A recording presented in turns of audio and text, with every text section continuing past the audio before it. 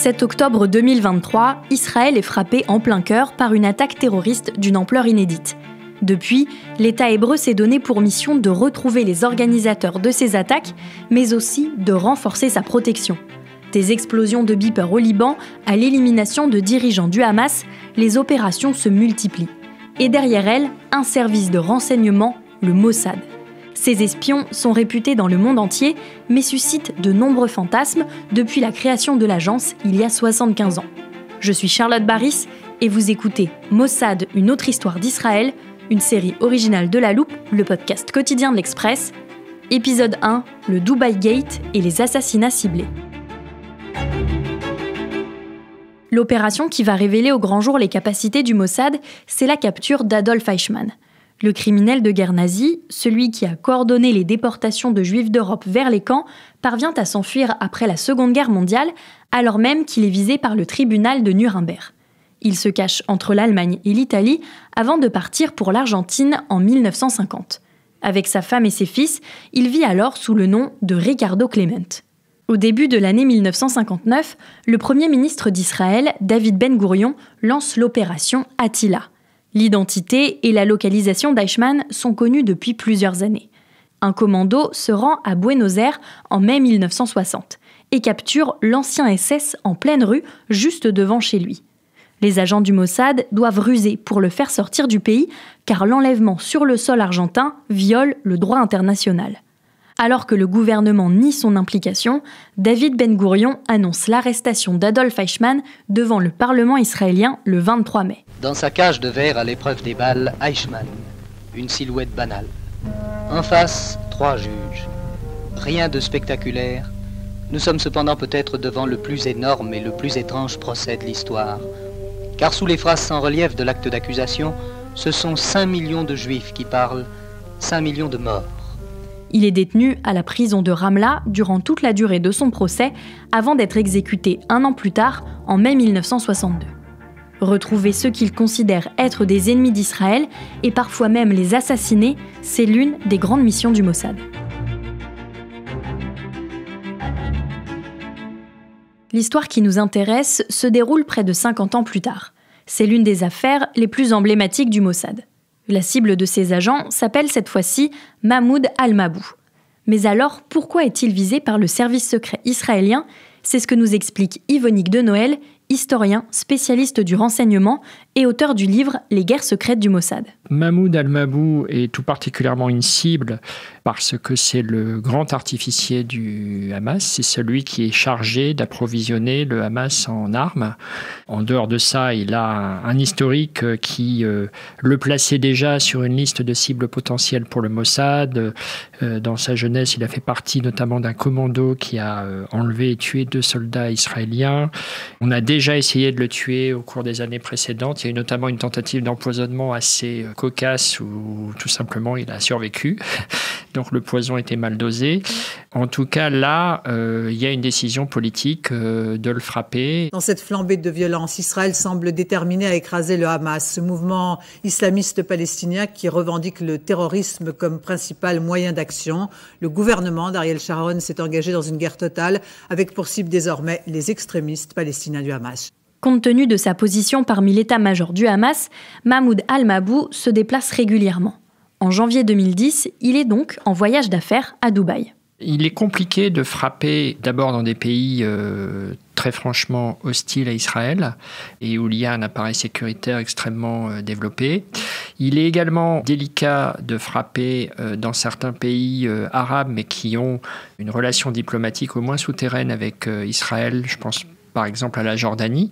En revanche, c'est vrai que les Émirats arabes unis sont un territoire relativement neutre et surtout le Mossad et les dirigeants israéliens considèrent que c'est un terrain facile d'un point de vue sécuritaire. C'est-à-dire qu'en gros, ils tiennent pas en très haute estime la police de Dubaï.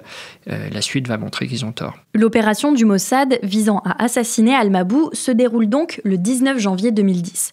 Les éléments que nous pouvons raconter aujourd'hui sont ceux que les agents du renseignement israélien ont laissés sur les vidéos de surveillance de Dubaï. Alors, on envoie pas moins d'une vingtaine d'agents du Mossad à Dubaï qui sont postés dans différents hôtels dans lesquels la cible a l'habitude de résider. Il y a des agents qui sont à l'aéroport pour le suivre à son arrivée et on identifie l'hôtel où il s'installe. C'est l'hôtel Al-Bustan Rotana. À partir de là, plusieurs agents prennent position et il est prévu tout simplement de s'infiltrer dans sa chambre pour le neutraliser et de repartir le plus vite possible. Mais on a, encore une fois, une vingtaine d'agents qui vont et viennent pour une part dans le hall de l'hôtel, pour une part à l'étage où se situe la chambre de la cible. Enfin bref, ça fait beaucoup de mouvements et ça fait beaucoup de gens aussi qui, contrairement à ce qu'on peut penser du haut degré de professionnalisme du Mossad, ne se comportent pas de la manière la plus discrète qui soit. Par exemple, vous pouvez voir telle personne qui rentre dans les toilettes du hall de l'hôtel dans une tenue, qui ressort avec une perruque ou sans perruque alors qu'il était entré avec ou sans. Vous avez un joueur de tennis qui traîne pendant des heures avec sa raquette. Enfin, on ne comprend pas bien ce qu'il fait là. Bref, tout ça est un petit peu trop improvisé et voyant. Sur les vidéos, on peut voir Mahmoud Al-Mabou prendre plusieurs fois l'ascenseur en compagnie des agents du Mossad jouant les touristes. Certains d'entre eux descendent au même étage que ce cadre du Hamas. C'est d'ailleurs une des choses les plus surprenantes, c'est qu'on a quand même un homme qui a subi une tentative d'empoisonnement, alors il est probable qu'il n'ait même pas compris qu'on a cherché à l'empoisonner, donc ça ressemble un peu à ce qu'on peut voir dans des dessins animés où la cible inconsciente réchappe à toutes les tentatives. Donc Mahmoud Al-Mabou, en fait, il est, je ne vais pas dire qu'il est en vacances, parce qu'il a quand même des contacts, des rendez-vous d'affaires, mais enfin, il est détendu, il n'est pas dans un cadre militant, il est tout seul, donc on le voit, on le suit toute la journée, il va dans des centres commerciaux, il va dans des bars de luxe, rencontrer des interlocuteurs. Bref, il n'est pas hyper stressé, alors qu'il devrait l'être. Il devrait quand même avoir conscience qu'il est une cible. Et donc, ce n'est pas une cible imprenable pour le Mossad. Donc, plusieurs membres du commando sont postés. Alors, ils ont pris une chambre dans le même couloir que la chambre de la cible. Il y a quelqu'un qui est chargé de surveiller l'ascenseur au bout du couloir. Et donc, plusieurs agents s'introduisent. On est déjà à l'époque des clés électroniques. Donc, il est relativement aisé pour le Mossad de fabriquer une clé électronique permettant de s'infiltrer dans la chambre. Et ensuite, il est neutralisé très, très rapidement avec une injection de poison. L'idée étant que ce poison ne soit pas détecté. Donc, on évacue, tout ça dure très peu de temps. On évacue la chambre et on met le petit panonceau ne pas déranger. Donc, comme on est en fin de journée, ça veut dire que les membres du commando ont quand même le temps de quitter Dubaï. Le corps d'Al-Mabou ne sera découvert que le lendemain matin par une femme de chambre. À ce moment-là, on ne sait pas qu'il a été sédaté puis étouffé. Il faut d'abord une autopsie pour valider l'hypothèse d'un empoisonnement. Il peut s'agir d'une crise cardiaque, il peut s'agir de beaucoup de choses, de problèmes de santé qu'on ne connaît pas forcément. Mais effectivement, là où les choses ne se passent pas exactement comme prévu, c'est que quand même assez vite, le chef de la police de Dubaï et son équipe, une fois qu'on leur donne les premiers éléments d'autopsie, visionnent les caméras et s'aperçoivent qu'il y a quand même beaucoup d'allées et venues assez bizarres. Les agents du Mossad sont venus avec des passeports européens ou canadiens, mais les photos parlent. On peut les confronter, c'est aujourd'hui assez simple, à tout un tas de bases de données. Et donc, ce qui est assez terrible, c'est qu'on va identifier plusieurs dizaines d'agents du Mossad et on va diffuser leurs photos et leurs vrais noms à la télévision, ce qui les brûle sur les pays arabes au minimum, ce qui va les empêcher de repartir en mission à l'étranger. Le Premier ministre israélien est rapidement pointé du doigt. Le journal britannique Sunday Times révèle que Benjamin Netanyahou aurait rencontré peu de temps avant l'opération le chef du service secret et certains membres du commando. Assez logiquement, le Mossad et les autorités israéliennes nient toute responsabilité dans cet assassinat. Dans un premier temps, la réaction classique de démenti, mais assez vite, on doit se rendre à l'évidence, et puis l'ensemble des services étrangers un peu surpris quand même, parce qu'ils considèrent que le Mossad est un des tout meilleurs services au monde, s'aperçoit que, effectivement, ils ont eux-mêmes leurs propres données et que les photos, les noms, ça correspond avec les données qu'ils peuvent avoir de leur côté. Il y a également le problème de ces passeports, qui sont des vrais faux passeports, dans le sens où ce sont soit des passeports qui peuvent avoir été dérobés à des voyageurs, soit on a changé la photo, soit on a dérobé des passeports de personnes qui physiquement ressemblaient vraiment aux agents du Mossad à qui on allait les réaffecter. Cette affaire digne à la fois de John le Carré et des pieds nickelés. Des agents du Mossad, les services secrets israéliens, sont fortement soupçonnés d'avoir assassiné à Dubaï l'un des chefs de la branche armée du Hamas. Problème pour le Mossad, les agents secrets ont utilisé comme couverture des faux passeports, mais de vraies identités de citoyens britanniques et même français. Deuxième problème, tout a été filmé par des caméras de surveillance. L'affaire tourne à la crise diplomatique. Alors évidemment, les Émirats arabes unis sont mécontents. Je dirais que ça n'a quand même pas, sur le long terme, compromis les relations souterraines que peut entretenir Israël avec les Émirats. Ça peut paraître un petit peu étonnant, mais il y a un canal de discussion, de communication et même un canal de relations commerciales assez poussé. Vous avez des industries de la tech de défense israélienne qui vendent des produits, des services aux Émirats arabes. Évidemment, tout ça n'est pas très officiel, mais enfin, ça se fait, ça se maintient. Donc bon, il y a eu une crispation potentielle, une petite crise de couple, on va dire, mais enfin rien de trop méchant. Il y a eu ensuite des réactions diverses et variées au niveau des pays occidentaux, dont les passeports ont été utilisés. Les plus énervés sur ce sujet-là ont été les Britanniques. C'était pas la première fois et c'est pas la dernière fois. À chaque fois, le Mossad jure la main sur le cœur qu'on ne le fera plus. Et malheureusement, c'est pas toujours le cas. Bon, les Canadiens ont aussi été agacés. Les Français avaient moins de passeports, mais enfin, voilà, c'est un sujet qu'on retrouvera quelques années plus tard. Donc, globalement, ces affaires-là se gèrent en toute discrétion. C'est-à-dire que déjà, le simple fait de faire savoir qu'on est énervé, c'est en soi un événement. Et ensuite, le Mossad essaye de calmer le jeu en faisant des petits cadeaux. Qu'est-ce qui vous intéresserait ? Qu'est-ce qu'on peut faire pour vous être agréable ? L'affaire est donc rapidement ultra médiatisée et porte désormais un nom, le Dubai Gate.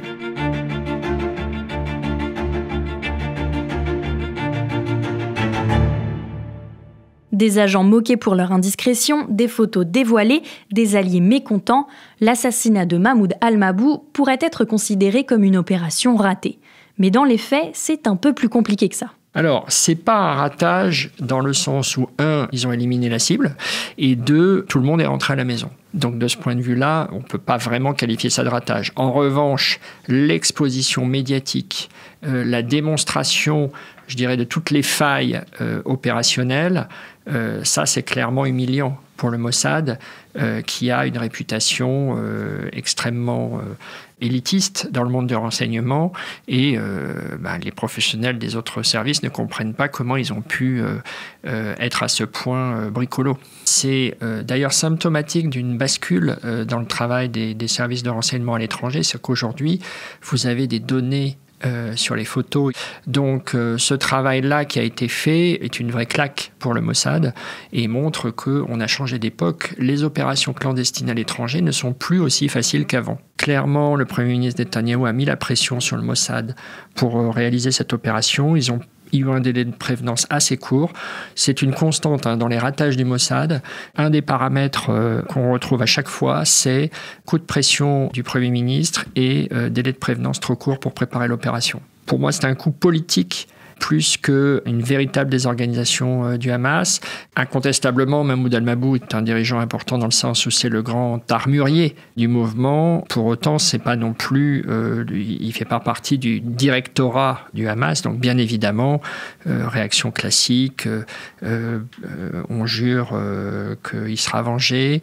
Bon, la désorganisation, elle est quand même assez limitée. C'est-à-dire que, de toute façon, quelqu'un d'autre va prendre sa place. Cette affaire permet surtout de mieux comprendre le fonctionnement du Mossad. Elle révèle les méthodes de ce service quand il est question d'assassinat ciblé. D'abord, une très grande audace, également un sentiment de sécurité, puisqu'on n'envoie pas plusieurs dizaines d'agents dans un pays arabe comme ça, si on n'est pas relativement tranquille par rapport à ce qui pourrait leur arriver. Un fonctionnement avec plusieurs équipes qui se coordonnent entre elles. Il y a des équipes dans les différents hôtels, il y a une équipe à l'aéroport, ensuite au sein de l'hôtel, il y a un dispositif avec une équipe en bas dans le hall, une équipe dans le couloir, dans la chambre qui a été louée, puis le commando, il y a ceux qui sont chargés de fabriquer la carte magnétique permettant d'ouvrir. Il y a un grand professionnalisme technique, si vous voulez, en termes de...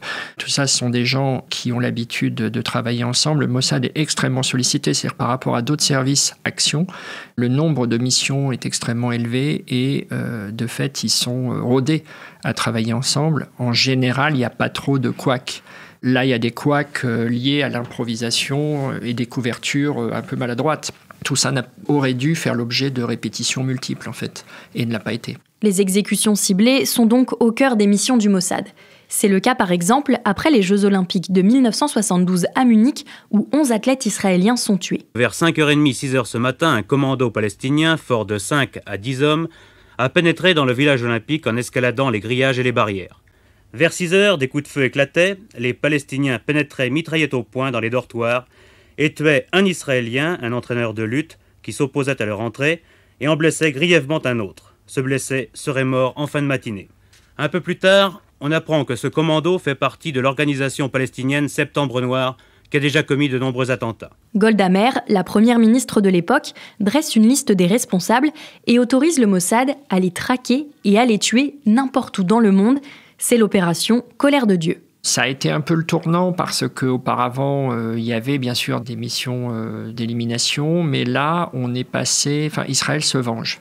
Très concrètement, on n'est plus dans la poursuite d'un objectif ciblé par l'élimination d'une personne, on est dans la traque d'un groupe à des fins politiques de démonstration qu'on ne peut pas impunément assassiner des Israéliens.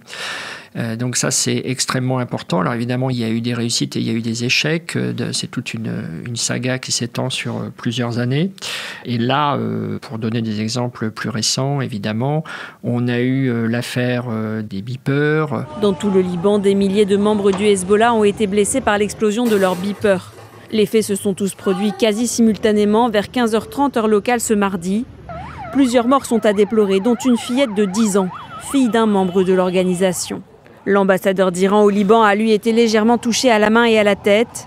14 membres du Hezbollah ont aussi été blessés en Syrie. Le Hezbollah a été décapité il y a quelques mois par l'explosion simultanée de beepers qui avaient été en fait vendus au Hezbollah par une société écran créée pour l'occasion par le Mossad. Ça a tué ou blessé beaucoup de cadres du Hezbollah. L'ironie étant que c'est parce que le Hezbollah redoutait la pénétration potentielle des téléphones portables qu'il avait été décidé qu'on n'utiliserait plus les téléphones portables mais des bons vieux beepers.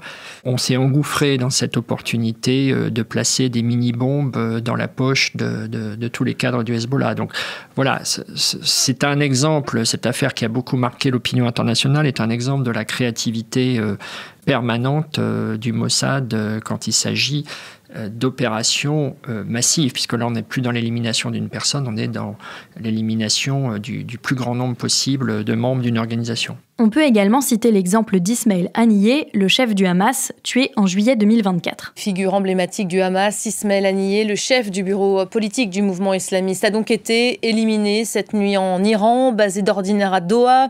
Haniyeh venait de participer à Téhéran à la cérémonie d'investiture du président iranien. Il a été visé par une frappe israélienne alors qu'il se trouvait dans l'une de ses résidences dans la capitale iranienne. Du point de vue du service, ce qui est compliqué, c'est que le dirigeant du Mossad, a fortiori dans les années les plus récentes, et compte tenu du contexte, le dirigeant du Mossad est nommé par le Premier ministre, ce qui veut dire qu'il est perçu à l'extérieur comme un affidé, quelqu'un qui ne peut rien lui refuser. Et le problème, puisqu'on voit au fil des dirigeants qui se sont succédés, c'est qu'on a au départ des gens extrêmement loyaux vis-à-vis de Benyamin Netanyahou, puisque c'est de lui qu'il s'agit essentiellement dans les 25 dernières années. Et imparablement, au bout de quelques temps, la relation se tend et ils finissent par dire non à certaines choses. Donc ça, c'est quand même assez spectaculaire par rapport au fonctionnement habituel entre l'armée et les services de renseignement israéliens. Demain, on s'intéresse à une autre mission majeure du Mossad, l'émigration de Juifs menacés. Et on va vous raconter une histoire dont vous n'avez très certainement jamais entendu parler. Pour ne pas rater cet épisode, pensez, chers auditeurs, à suivre La Loupe sur n'importe quelle plateforme d'écoute, par exemple Deezer ou Apple Podcast. C'est là-bas que vous pouvez nous laisser des étoiles et des commentaires si ça vous plaît. Et j'en profite pour vous rappeler que l'Express organise cette semaine un grand colloque consacré aux entreprises familiales. Il aura lieu ce mercredi 24 septembre au Théâtre Marigny. Pour y écouter les interventions de Jean-Charles Decaux, Sophie Lacoste ou encore Anthony Afflelou, pensez à prendre votre place sur le site l'express.fr. Mossad, une autre histoire d'Israël, est une série originale de La Loupe, le podcast quotidien de l'Express, réalisé par Jules Cros.